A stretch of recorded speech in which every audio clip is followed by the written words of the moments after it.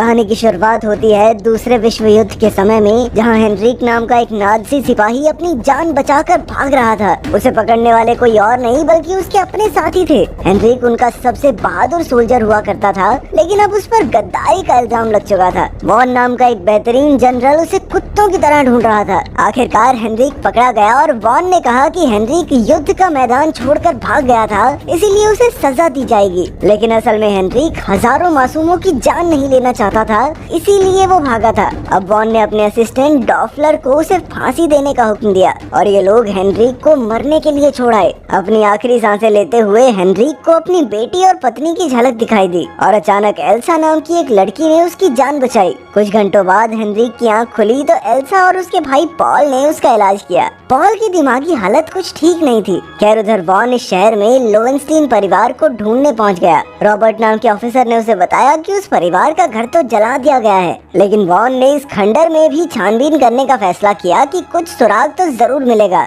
पर रॉबर्ट थोड़ा घबराने लगा। असल में वो और उसकी पत्नी सॉन्जा इस घर के बारे में कुछ जानते थे। उधर हेनरिक ने एल्सा से पूछा कि उसने उसे क्यों बचाया, तो एल्सा ने कहा कि नाज़ी फौजियों ने उसके पिता को मार डाला और इसीलिए वो नाज़ियों से नफरत करती है। आज उसे मौका मिला तो उसने एक आदमी को नाज़ियों से बचा लिया। फिर अगली सुबह वॉन ने शहर के लोगों को लोवेनस्टीन परिवार का घर तोड़ने का हुक्म दिया। तब ये खुलासा होता है कि वॉन लोवेनस्टीन परिवार की कीमती सोने की ईंटें चुराना चाहता था। इधर हेनरिक ने एल्सा का शुक्रिया अदा करते हुए अलविदा कहा। तब एल्सा ने उससे कुछ मदद मांगी, पर हेनरिक ने कहा कि उसे जल्द से जल्द अपनी बेटी को ढूंढना है। असल में उसकी पत्नी और बेटी एक बम धमाके का शिकार हो गए थे, जिसमें उसकी पत्नी की तो मौत हो गई। अब हेनरिक निकलने ही वाला था कि अचानक वहाँ डॉफलर अपने नाज़ी सिपाहियों के साथ आ गया। उसके आदमी खाने के लिए एल्सा की मुर्गियाँ चुराने लगे तो गुस्से में एल्सा राइफल लेकर बाहर आ गई। उसकी बहादुरी देखकर डॉफलर खुश हुआ और उसके घर में घुस आया। एल्सा ने कहा कि वो अपने भाई के साथ रहती है, मगर डॉफलर को उस पर शक हो गया था।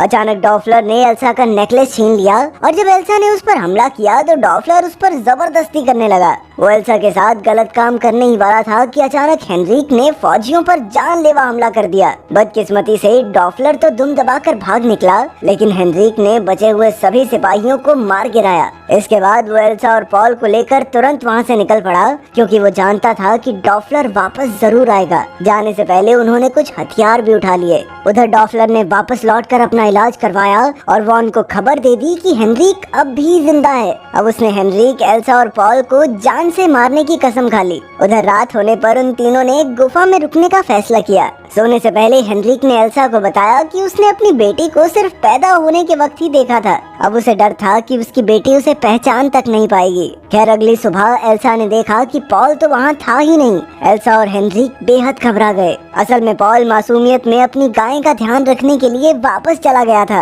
पर जल्द ही डॉफलर और उसके फौजियों ने पॉल को बंदी बना लिया। उन्होंने पॉल पर खूब अत्याचार किए ताकि वो एल्सा और हेनरिक का पता बता दे। फिर डॉफलर ने पॉल की प्यारी गाय को भी बेरहमी से मार डाला और फिर उनके पूरे घर को आग लगा दी। इधर एल्सा ने दूर से ही अपने भाई को नाज़ियों के शिकंजे में देखा और वो फूट फूट कर रोने लगी। दूसरी ओर वॉन को अब भी लोवेनस्टीन परिवार का सोना नहीं मिला था। उसने रॉबर्ट को बुलाकर पूछा कि सोना कहाँ है, पर रॉबर्ट ऐसे एक्टिंग करने लगा जैसे वो तो कुछ जानता ही नहीं। अब वॉन ने पूरे शहर में अपनी दहशत फैलाने के लिए पॉल को चौराहे पर फांसी देने का फैसला किया। इधर हेनरिक और एल्सा भी शहर में आ पहुंचे थे और उन्हें काफी भीड़ दिखाई दी। कुछ ही देर में चर्च के फादर ने वॉन से कहा कि वो पॉल को फांसी ना दे। इस पर वॉन को गुस्सा आ गया और उसने डॉफलर से कहा कि इस फादर के शरीर की मरम्मत कर, थोड़ी ज्यादा बोल रहे हो। अब एल्सा दौड़कर अपने भाई को बचाना चाहती थी, मगर हेनरिक ने उसे जैसे तैसे रोक लिया। फिर उन्होंने दौड़कर अर्मगार्ड नाम की एक औरत से मदद मांगी। उधर नाज़ी फौजी पॉल को चर्च के सबसे ऊपर वाले हिस्से में ले आए, जहां उसे मौत के घाट उतारा जाना था। तभी दो फौजी पागल पागल कहकर उसका मजाक उड़ाने लगे। इस पर पॉल को अचानक से गुस्सा आ गया और उसने उन पर हमला बोल दिया। पॉल ने एक फौजी को तो ऊपर से धक्का दे दिया और दूसरे को गोली मार दी। इसी दौरान हेनरिक और एल्सा चुपके से चर्च में घुस आए। वहीं पॉल आपे से बाहर होकर सब पर अंधाधुंध गोलियां बरसा रहा था, लेकिन फिर वॉन ने उसके सर में गोली दागकर उसे मार डाला। अपने भाई की खून से सनी लाश देखकर एल्सा का दिल चकनाचूर हो गया, पर ये रोने का समय नहीं था, वरना वॉन उसे ढूंढ लेता। नीचे वॉन ने रॉबर्ट और शहर के लोगों को धमकी देकर कहा कि अगर वो उसे सोने का पता नहीं देंगे तो वो सबको मार डालेगा। तभी अचानक एल्सा ने वॉन पर गोलियां चला दी। हालांकि उसका निशाना चूक गया, मगर वॉन ने उस पर हमला नहीं किया। न जाने कैसे उसे एल्सा से प्यार हो गया था। इधर डॉफलर और बाकी फौजी हेनरिक के पीछे पड़े थे, लेकिन वो ये नहीं जानते थे कि हेनरिक के पास बॉम्ब है। जब वो चारों ओर से घिर गया तो वो सबको एक कोने में ले आया और बम फेंककर बाहर कूद गया, मगर वहाँ भी कई फौजियों ने उसका रास्ता रोका।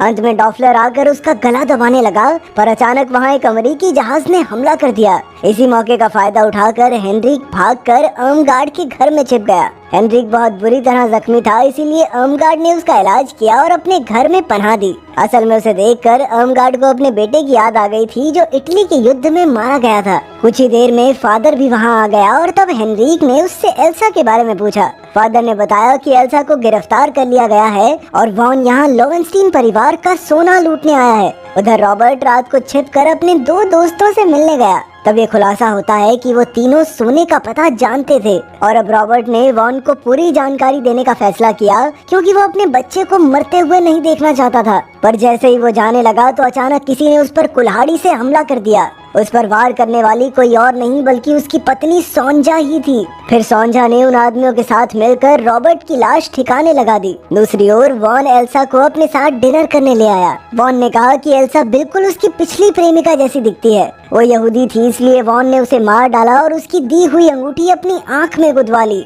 अब उसने घुटनों पर बैठकर एल्सा से अपने प्यार का इजहार किया। उधर फादर और अर्मगार्ड हेनरिक को लोवेंस्टीन परिवार के बारे में बता रहे थे। हिटलर ने सभी यहूदियों को मार डालने का हुक्म दिया था, इसलिए रॉबर्ट ने भी लोवेंस्टीन परिवार को जलाकर मार डाला, जबकि उन्होंने आज तक किसी को कोई नुकसान नहीं पहुंचाया था। इसके बाद उनकी सोने की ईंटें रॉबर्ट और सोंजा के हाथ लग गई और उन्होंने सारा सोना एक कब्र में छिपा दिया। खैर आज रात सोंजा उसी सोने को बाहर निकालने वाली थी, पर वहाँ तो सोना था ही नहीं, बस एक बाइबल रखी थी। और तब पता चला कि फादर ने पहले ही वहाँ से सोना निकालकर चर्च में छिपा दिया था। अब हेनरिक ने फादर से गुजारिश की कि वो सोना वॉन को दे दे ताकि वो एल्सा की जान बचा सके।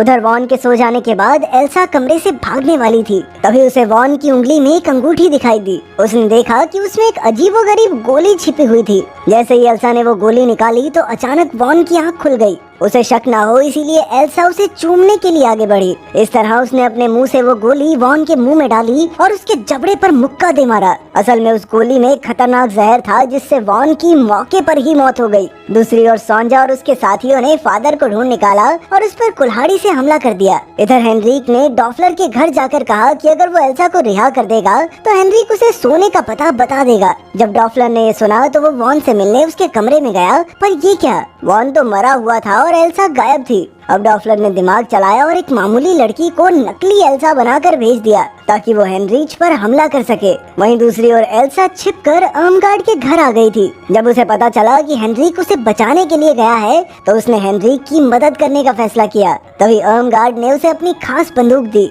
उधर सोंजा फादर को बंदी बनाकर उससे सोने का पता जानना चाहती थी। उसने फादर को बहुत पीटा। इसी तरह डॉफलर भी हेनरिक से पूछताछ कर रहा था। उसने तो हेनरिक को अपना खून भी दिया ताकि वो सोने का पता बताने से पहले मर ना जाए। फिर अगली सुबह फादर सोंजा को चर्च ले आया। सोंजा सोना मिलने के बाद फादर को मारने वाली थी, पर उसे क्या पता था कि फादर ने सोने के डब्बे में बॉम्ब लगा रखा था। जैसे ही डब्बा खुला अचानक जोरदार विस्फोट हुआ, जिसमें सोंजा के आदमी मारे गए। कुछ ही पलों में डॉफलर और उसके फौजी भी चर्च आ पहुँचे। वहाँ की हालत देखकर वो हैरान हो गया, लेकिन खुशी की बात ये थी कि सोने की ईंटें अब भी सलामत थी। अब डॉफलर ने फादर को गोली मार दी और अपने फौजियों को सोना चुराने का हुक्म दिया। पर तभी एल्सा आरपीजी राइफल लेकर चर्च के बाहर आ पहुंची। उसने धमाके से चर्च की काफी दीवारें गिराई और बाहर का रास्ता बंद हो गया। फिर अर्मगार्ड खुफिया रास्ते से अंदर आई और उसने काफी फौजियों को मार डाला। फिर उसने डॉफलर के पेट में चाकू घोंप दिया, पर अचानक किसी ने अर्मगार्ड को गोली मार दी। इससे एल्सा को बहुत गुस्सा आया और उसने अंधाधुंध फायरिंग शुरू कर दी।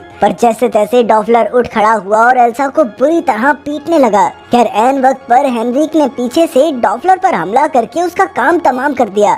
इसके बाद हेनरिक और एल्सा चर्च से बाहर आ गए, पर अब भी अंदर एक फौजी जिंदा था।